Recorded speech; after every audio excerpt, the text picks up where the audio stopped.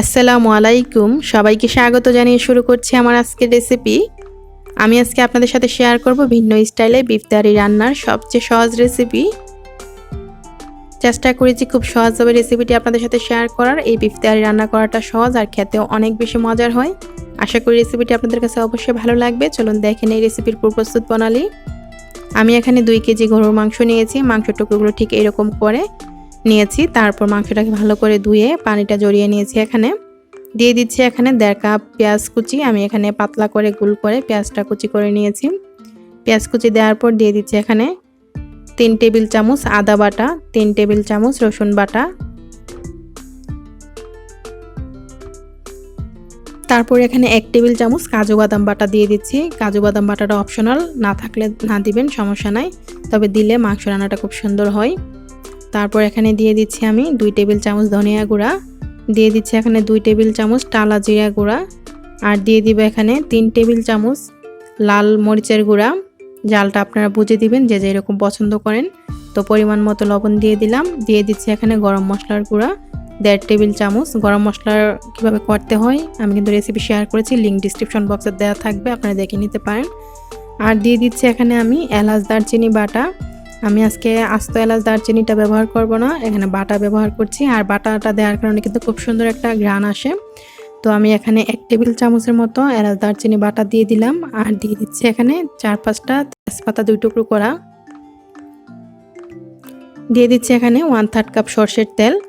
সরষের তেলটাই দেওয়ার চেষ্টা করবেন, তবে যদি না থাকে আপনার সয়াবিন তেল দিয়ে রান্নাটা করতে পারেন। দিয়ে দিলাম এখানে 1/2 কাপ বাটার মিল্ক। টক দই থাকলে টক দইও দিতে পারেন। তারপরে এখন সব কিছু একসাথে ভালো করে মাখিয়ে নিচ্ছি। আর টক দই বাটার মিল্ক যদি না থাকে সেই ক্ষেত্রে আপনারা 2 টেবিল চামচ লেবুর রস দিয়ে দিবেন। এখন আমি মাংসের সাথে ভালো করে মশলাগুলো উল্টিয়ে পাল্টিয়ে মাখিয়ে নিচ্ছি। তারপর মাখানো হয়ে গেলে রেখে দিব 30 মিনিটের জন্য। আর 30 মিনিটে কিন্তু খুব সুন্দরভাবে মশলাটা মাংসর গায়ে গায়ে যাবে। তো আমি এখন ঢাকনা দিয়ে ঢেকে রেখে দিচ্ছি 30 মিনিটের জন্য।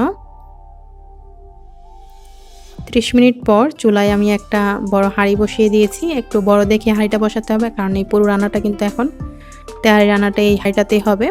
তারপর আমি এই হাঁড়িটা গরম হয়ে যাওয়ার পর 1/2 কাপ সরষের তেল দিয়ে দিলাম।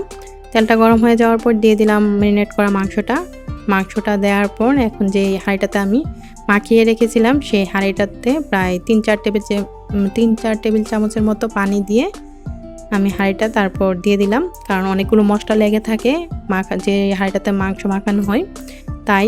আর এখানে কিন্তু কোনো পানি ব্যবহার করতে হবে না, এমনিতেই মাংস থেকে অনেক পানি উঠবে। তো আমি এখন এভাবে নেড়ে ঢাকনা দিয়ে রেখে দিচ্ছি প্রায় 5 মিনিটের মতো। চুলার আঁচটা ফুল আঁচে রেখে 5 মিনিট পর মাংস থেকে কিন্তু পানি ওঠা শুরু করে দিয়েছে, আরও পানি ছাড়বে। তো এখন নেড়ে দিয়ে আমি 10-12 মিনিটের মতো অপেক্ষা করব। মাঝে 1-2 বার নেড়ে দিতে হবে যাতে করে নিচে দিয়ে না লেগে যায়।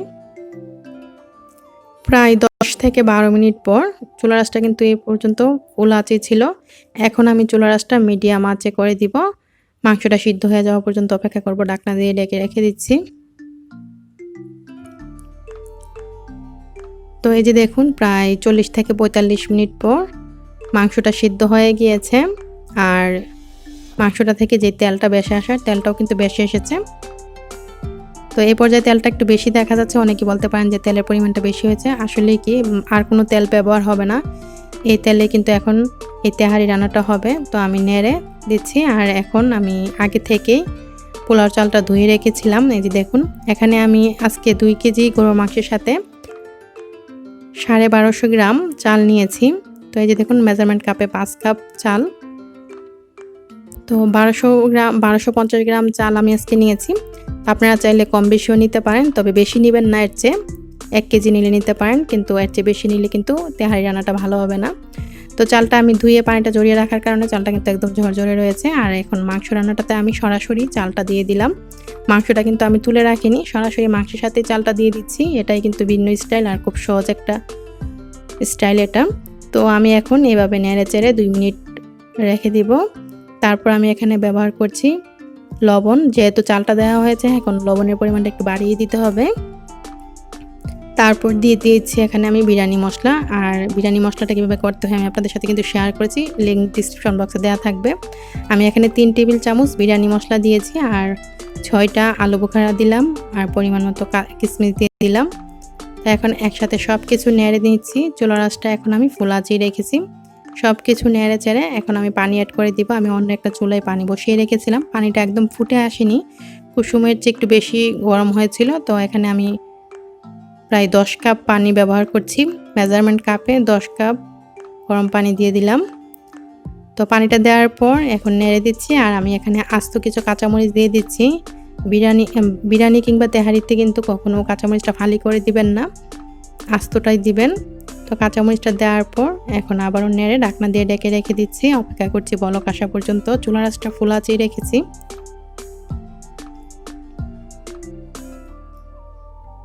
কিছুক্ষণ পর যখন বলক চলে এসেছে এখন নেড়ে দিচ্ছি, আর চালটা ফুলে আসা পর্যন্ত এখন অপেক্ষা করব। এই পর্যায়ে আমি চুলার আঁচটা এখন মিডিয়াম আঁচে করে দিব।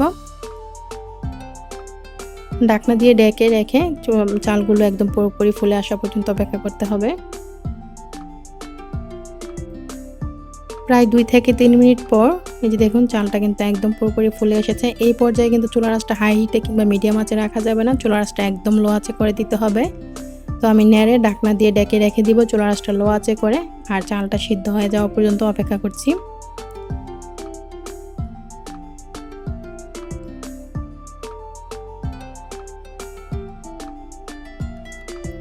প্রায় 15 মিনিট পর এই যে দেখুন চালটা কিন্তু সিদ্ধ হয়ে গিয়েছে। আমার এই যে হাঁড়িটাতে আমি এই তেহারি রান্নাটা করেছি সেই হাঁড়ির তলাটা একদম মোটা ছিল, তাই কোনো নিচে তাওয়া বসাতে হয়নি। আপনাদের হাঁড়ির তলাটা যদি পাতলা থাকে তাহলে একটা তাওয়ার উপর বসিয়ে তারপর নেবেন, তাহলে আর নিচে দিয়ে লেগে যাবে না। তো আমার এই বিরিয়ানি রান্নাটা কিন্তু তেহারি রান্নাটা কিন্তু হয়ে গিয়েছে।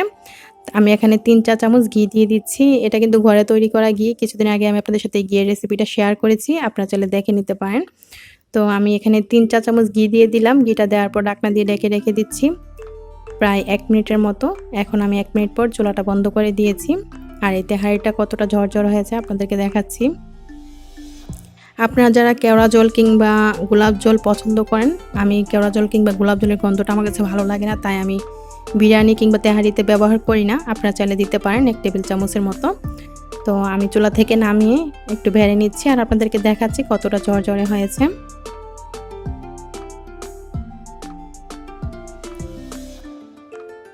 নিশ্চয়ই দেখেই বুঝতে পারছেন এই তেহারি রান্নাটা কতটা ঝরঝরে হয়েছে। খুব সহজেই কিন্তু তেহারিটা রান্না করা যায়। আমি একটু ভিন্ন স্টাইলে আপনাদের সাথে আজকের এই তেহারি রান্নাটা শেয়ার করেছি। এর আগে কিন্তু আমি আপনাদের সাথে এই বিফ তেহারি রেসিপি শেয়ার করেছিলাম, আমার চ্যানেলে দেওয়া আছে, আপনারা দেখে নিতে পারেন। তবে আজকের রেসিপিটা একটু ভিন্ন রকম। আশা করি আপনাদের কাছে রেসিপিটি ভালো লেগেছে। আর এই বিফ তেহারিটা কিন্তু খেতে অসম্ভব মজার হয়েছে। অবশ্যই আপনারা এভাবে রান্নাটা করবেন, বিশেষ করে যারা নতুন রাঁধুনি তাদের জন্য সহজভাবে রেসিপিটি শেয়ার করা। রেসিপিটি যদি ভালো লাগে একটা লাইক দিয়ে দিবেন, আর রেসিপিটি আপনারা আপনাদের পরিবার ও বন্ধুর সাথে শেয়ার করতে পারেন। রেসিপি সম্পর্কে প্রশ্ন থাকলে অবশ্যই কমেন্ট করবেন, আমি অবশ্যই উত্তর দেওয়ার চেষ্টা করব। রেসিপিটি দেখার জন্য আপনাদের সবাইকে অসংখ্য ধন্যবাদ। সবাই ভালো থাকবেন, আমার জন্য দোয়া করবেন। আল্লাহ হাফেজ।